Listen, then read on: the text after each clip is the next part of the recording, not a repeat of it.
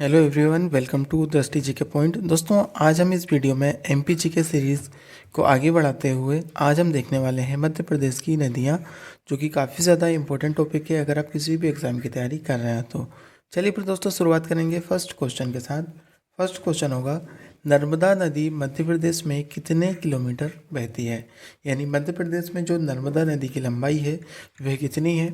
तो ये है दोस्तों 1088 किलोमीटर, जो कि मध्य प्रदेश में नर्मदा नदी की लंबाई है। तो ऑप्शन नंबर सी इस क्वेश्चन का आपका राइट आंसर रहेगा। नेक्स्ट होगा, नर्मदा नदी किस निर्माण करती है? तो दोस्तों, जो नर्मदा नदी है वह किसका निर्माण करती है? तो संकवा, डेल्टा या एस्चुरी का? तो राइट आंसर रहेगा एस्चुरी का निर्माण करती है। नेक्स्ट होगा, ताप्ती का उद्गम कौन से जिले से होता है? तो दोस्तों, जो ताप्ती नदी का उद्गम है वह मध्य प्रदेश के कौन से जिले से होता है? तो बैतूल जिले से, जो कि इसका उद्गम स्थल होता है। तो ऑप्शन नंबर 20 क्वेश्चन का आपका राइट आंसर रहेगा। चंबल नदी का उद्गम कहाँ से हुआ है? तो दोस्तों, चंबल नदी का जो उद्गम हुआ है वह महू से हुआ है। ठीक है, जो कि चंबल नदी का उद्गम स्थल है, ये आपको याद रखना है। नेक्स्ट होगा, नर्मदा नदी की कुल कितनी सहायक नदियां हैं? तो दोस्तों, नर्मदा नदी की जो कुल सहायक नदियां हैं वे कितनी हैं? तो ये रहेगी दोस्तों आपकी 41 नदियां हैं। तो नर्मदा नदी की जो सबसे बड़ी छोटी मोटी नदियां हैं वे सहायक नदियां हैं, वे कितनी हैं? तो ये 41 नदियां हैं। नेक्स्ट होगा, निम्न में से नदी कौन सी नदी अरब सागर में जाकर गिरती है? तो दोस्तों, इनमें से जो कौन सी नदी है वो अरब सागर में जाकर गिरती है? तो राइट आंसर रहेगा दोस्तों ताप्ती नदी, जो कि ये अरब सागर में जाकर गिरती है। नेक्स्ट होगा, निम्न में से कौन सी नदी पश्चिम की ओर बहती है? तो दोस्तों, एकमात्र नदी है जो कि नर्मदा नदी पश्चिम की ओर बहती है। तो ऑप्शन नंबर सी इस क्वेश्चन का आपका राइट आंसर रहेगा। नेक्स्ट होगा, मध्य प्रदेश की किस नदी का नाम नमोदास भी है? तो दोस्तों, नमोदास जो कि किस नदी का नाम है? तो ये रहेगा दोस्तों आपका नर्मदा नदी का नाम। ठीक है। नेक्स्ट आएगा, नर्मदा नदी का उद्गम स्थल कहाँ से माना जाता है? तो दोस्तों, नर्मदा नदी का जो उद्गम स्थल है वह मध्य प्रदेश के अमरकंटक नामक स्थान से है। तो ऑप्शन नंबर सी इस क्वेश्चन का राइट आंसर रहेगा। मध्य प्रदेश के किस स्थान से 3 किलोमीटर के अंदर दो प्रमुख नदियों का उद्गम है? तो दोस्तों, 3 किलोमीटर के जो अंदर दो प्रमुख नदियों का उद्गम है तो वह है दोस्तों अमरकंटक में। ठीक है, आगे बढ़ेंगे। निम्न में से कौन सी नदी नर्मदा के समांतर बहती है? तो दोस्तों, नर्मदा के समांतर बहने वाली नदी है ताप्ती नदी, जो कि नर्मदा नदी के ये समांतर बहती है। नेक्स्ट आएगा, मध्य प्रदेश की किस नदी का जल चुलिया झरने में गिरता है? तो ये जो चुलिया झरना है दोस्तों यहाँ पर गिरता है, तो कौन सी नदी का गिरता है? चंबल नदी का। ऑप्शन नंबर ए इस क्वेश्चन का राइट आंसर रहेगा।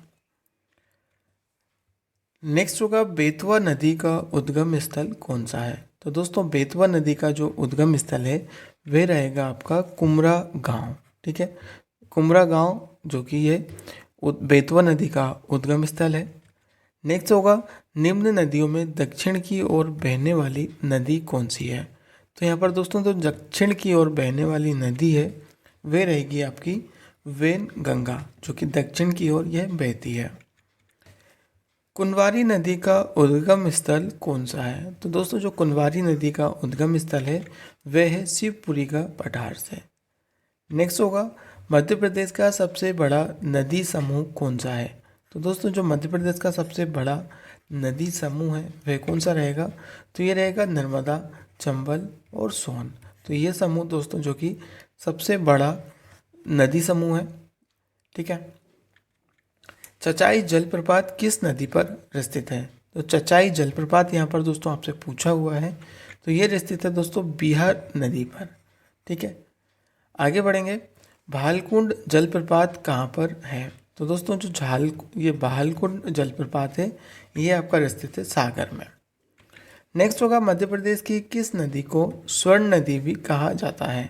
तो स्वर्ण नदी कहा जाता है दोस्तों आपकी सोन नदी को स्वर्ण नदी के नाम से भी जाना जाता है।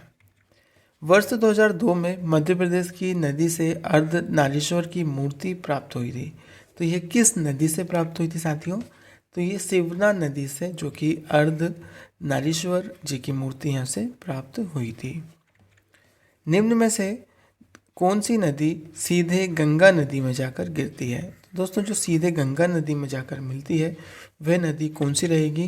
तो ये रहेगी दोस्तों आपकी सोन नदी, जो कि है सीधी गंगा नदी में जाकर मिलती है। आगे बढ़ेंगे, यानी और किसी नदी में प्रवेश नहीं करती है। निम्न में से कौन सी नदी उत्तर से दक्षिण की ओर बहती है? तो दोस्तों कौन सी नदी जो कि उत्तर से दक्षिण की ओर बहती है? तो ये बहती है दोस्तों वैनगंगा, ठीक है, जो कि उत्तर से दक्षिण की ओर ये बहती है। मध्य प्रदेश की किन दो नदियों का संगम स्थल प्राणहिता कहलाता है? तो दोस्तों कौन सी जो दो नदियां हैं उनका संगम प्राणहिता कहलाता है? तो यह दोस्तों वैनगंगा और वर्धा का जो संगम स्थल है वह आपका कहलाता है प्राणहिता। आगे बढ़ेंगे नेक्स्ट क्वेश्चन की तरफ। पंचमढ़ी किस नदी के किनारे स्थित है? तो दोस्तों जो पंचमढ़ी ये स्थित है आपका तवा नदी के स्थान पर, ठीक है। तवा नदी जो पंचमढ़ी के तवा नदी के किनारे पंचमढ़ी स्थित है। आगे बढ़ेंगे, निम्न में से उत्तर की ओर बहने वाली नदी कौन सी है? तो उत्तर की ओर बहने वाली नदी कौन सी होगी साथियों? तो ये रहेगी आपकी केन, ठीक है, जो कि उत्तर की ओर ये बहती है।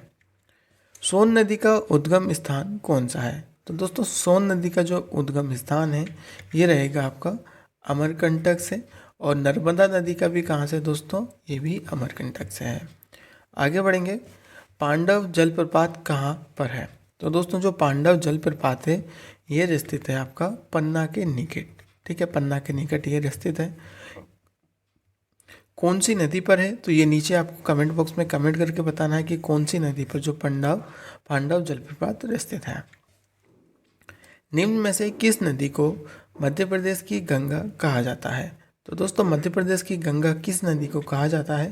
तो ये कहा जाता है दोस्तों आपका बेतवा को, ठीक है, जिसे मध्य प्रदेश की गंगा कहा जाता है। निम्न में से कौन सा नर्मदा नदी पर जलप्रपात नहीं है? तो दोस्तों ये जो दुग्धधारा जलप्रपात है ये भी नर्मदा नदी पर स्थित है। कपिल धारा ये भी नर्मदा नदी पर है।